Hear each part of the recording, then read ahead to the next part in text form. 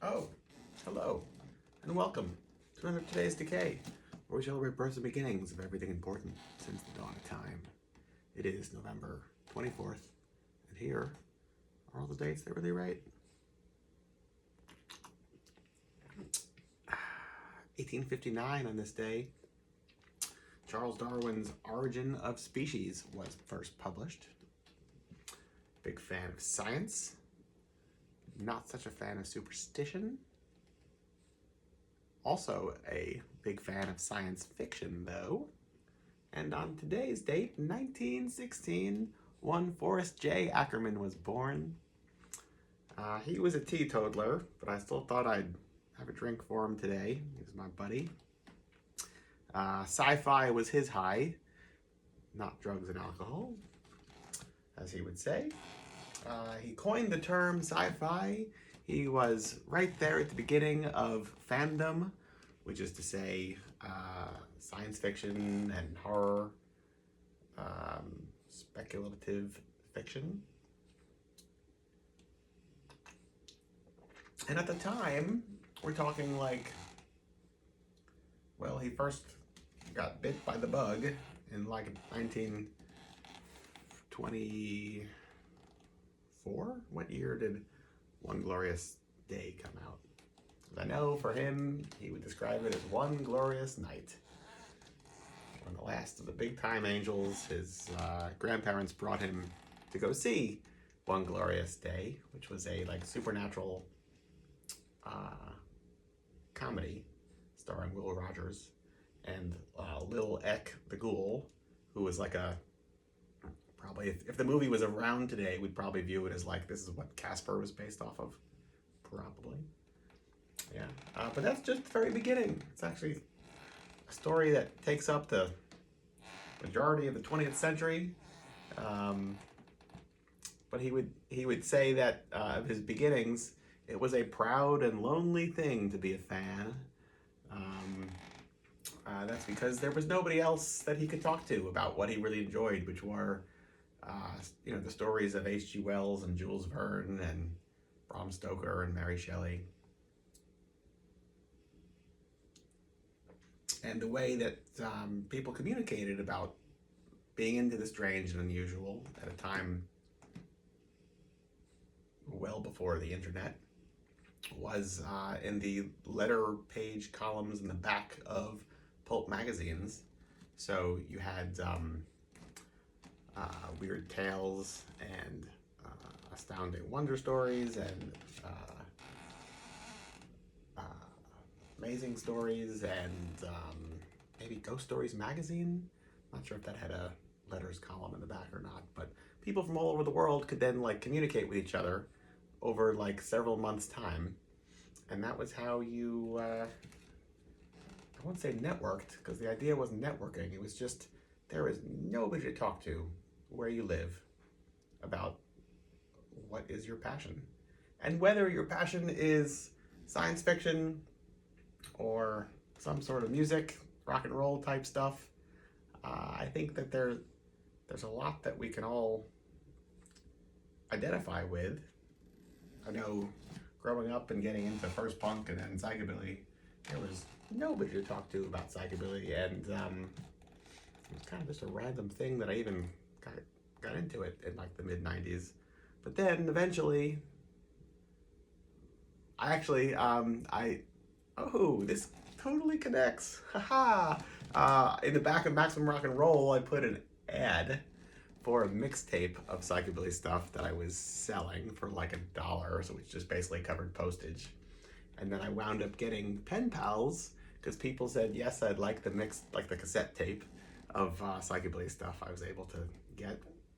And then I wound up making pen pals, and eventually met people from like Germany and Austria and England, and even a couple of people between Boston and Baltimore. There was like 5 people between Boston and Baltimore. That's not true, maybe 10. But still, we all wound up knowing each other, and it was a very small world. And as I heard Forrest Ackerman's story, I felt like, well, that's me. But not just me, because I'm trying to make this somewhat quick. The guy lived into his 90s, so there's a lot to talk about. But in the 50s, he... in the 50s. Am I going to do that? No. He's the person that came up with cosplay in 1939. We're not going to go to the 50s yet. He showed up to the 1939 World's Fair because there was this whole big Futurama section of the 39 World's Fair. And it was timed around the first World Science Fiction Convention here in New York City. So he walked the streets of New York dressed as the Raymond Massey, The Shape of Things to Come futuristic costume that him and his girlfriend at the time, what was her name? She went by one name. They also embraced Esperanto. I'm forgetting her name. It wasn't like Tigra, but it was something like that. Oh, I'm going to remember it later. It's going to bother me. But yeah, they believed in Esperanto as like one language should take over for everything else, and all in a pre-World War II viewpoint, there was still some thought that like we could reach some utopian future in like the next 100 years or so. Didn't get there, not realistic. World War II, I think, kind of cemented anybody's thoughts into like which way is humanity going, positively or negatively. You know, can we lift ourselves up or not?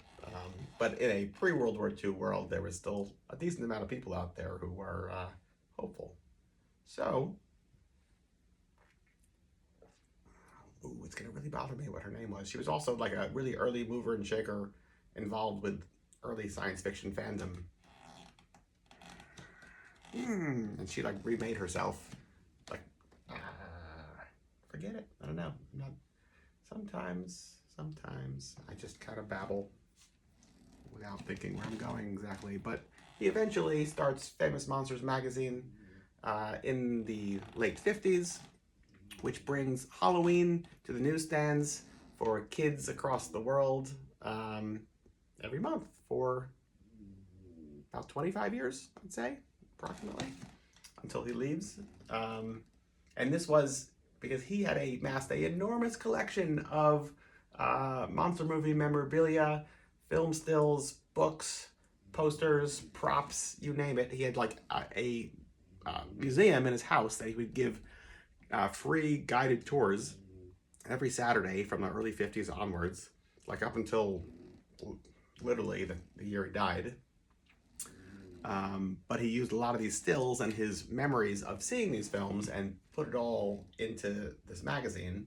And it was a way that kids could find out about stuff that otherwise wasn't available on television or having re-releases in the movies yet. That didn't really happen for another 10 plus years. And most importantly, he really championed kids exploring and using their imagination and coming up with their own ideas and coming up with their own ways of like building monster makeup and special effects and just creating. And in the process, you get people like Steven Spielberg, George Lucas, Stephen King, Joe Dante, all who were like 10-year-olds reading this magazine being like, huh, Flash Gordon, you don't say. I'd like to check that out. Well, I got some ideas of my own for this. And what else? He eventually creates Vampirella. He's a huge champion of equal rights, gay rights, all at a time which this could get you in a lot of trouble. And it's those people that really stand up for the downtrodden, which